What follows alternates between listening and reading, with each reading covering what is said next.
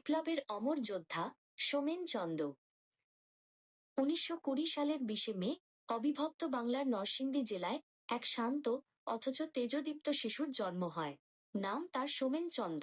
শৈশব থেকেই তার দুচোখে ছিল পাহাড় সমান স্বপ্ন, আর কাঁধে থাকত বইয়ের ঝোলা। ঢাকার বিখ্যাত পগজ স্কুলে পড়ার সময় থেকেই সোমেন ছিলেন অত্যন্ত মেধাবী ও চিন্তাশীল। চারপাশের মানুষ যখন কেবল নিজের কথা ভাবত, এই কিশোর তখন ভাবত দেশের কথা, মেহনতি মানুষের কথা। 1936 সালে কৃতিত্বের সাথে প্রবেশিকা পরীক্ষা পাশ করে সোমেন ভর্তি হন ঢাকা মিটফোর্ড মেডিকেল স্কুলে। ডাক্তার হয়ে মানুষের সেবা করার ইচ্ছা ছিল তার, কিন্তু বিধাতা অন্য কিছু লিখেছিলেন। ফুসফুসের গুরুতর অসুস্থতার কারণে তার পড়াশোনা বন্ধ হয়ে যায়। শরীর ভেঙে পড়লেও তার মনের বিপ্লবী চেতনা ছিল অদম্য। তিনি বুঝেছিলেন কেবল ওষুধের চেয়েও বড় বিপ্লবের প্রয়োজন এই সমাজের জরাজীর্ণ ব্যবস্থাকে সুস্থ করতে। মেডিকেল স্কুল ছাড়ার পর সোমেন পুরোপুরিভাবে কমিউনিস্ট আন্দোলনে জড়িয়ে পড়েন। তার বিশ্বাস ছিল সাধারণ মানুষের মুক্তি কেবল রাজনৈতিক স্বাধীনতার মধ্যে নয়, বরং অর্থনৈতিক ও সামাজিক সাম্যের মধ্যে নিহিত। তার এই যাত্রায় পাশে ছিলেন অকুতোভয় সংগঠক অমৃতেন্দু মুখোপাধ্যায়। তারা দুজনে মিলে ঢাকার রেলওয়ে শ্রমিকদের অধিকার আদায়ের লড়াইয়ে কোমর বেঁধে নেমে পড়েন।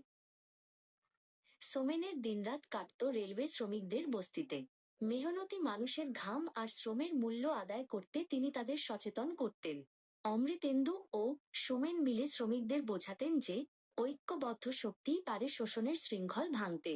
সাম্যের গান গেয়ে সোমেন হয়ে উঠেছিলেন সাধারণ মানুষের প্রাণের মানুষ, তাদের প্রিয় কমরেড। সোমেন কেবল রাজপথের লড়াকু সৈনিক ছিলেন না, তার কলম ছিল শানিত অস্ত্রের মতো। তার সবচেয়ে বিখ্যাত ছোট গল্প ইঁদুর এ তিনি মধ্যবিত্ত জীবনের টানাপোড়েন অসাধারণভাবে ফুটিয়ে তুলেছেন। 1939 সালে তিনি ঢাকার প্রগতি লেখক সংঘের সম্পাদক নির্বাচিত হন। তার রাজনৈতিক অভিভাবক ও বন্ধু রণেশ দাশগুপ্ত সবসময় তাকে অনুপ্রেরণা দিতেন নতুন কিছু লেখার জন্য। দ্বিতীয় বিশ্বযুদ্ধ চলাকালীন যখন ফ্যাসিবাদের কালো ছায়া সারা বিশ্বে ছড়িয়ে পড়ছিল, সোমেন তখন রাজপথে সোচ্চার হন। তিনি ছিলেন ফ্যাসিবাদ বিরোধী লেখক ও শিল্পী সংঘের একনিষ্ঠ কর্মী। রণেশ দাশগুপ্ত এবং সোমেন মিলে মানুষের মনে দেশপ্রেম আর ফ্যাসিবাদের বিরুদ্ধে ঘৃণার আগুন জ্বালিয়ে দিতেন। তারা বিশ্বাস করতেন শিল্প আর সাহিত্যের মাধ্যমেই মানুষের বিবেককে জাগিয়ে তোলা সম্ভব। 1942 সালের 8ই মার্চ দিনটি ছিল বাংলার ইতিহাসের এক রক্তিম দিন। ঢাকার সূত্রাপুরে একটি ফ্যাসিবাদ বিরোধী সম্মেলন হওয়ার কথা ছিল। সোমেন চন্দ এবং অমৃতেন্দু মুখোপাধ্যায় খুব ভোরে ঘুম থেকে উঠে সম্মেলনের প্রস্তুতি নিচ্ছিলেন। রেলওয়ে শ্রমিকদের একটি বড় মিছিল নিয়ে সম্মেলনে যোগ দেওয়ার পরিকল্পনা ছিল তাদের।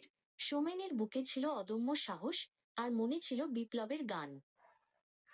সোমেন ও অমৃতেন্দুর নেতৃত্বে রেলওয়ে শ্রমিকদের মিছিলটি যখন সূত্রাপুরের লক্ষ্মী বাজারের কাছে পৌঁছাল, তখন চারপাশ থেকে একদল উগ্র দুষ্কৃতকারী তাদের পথ রোধ করে।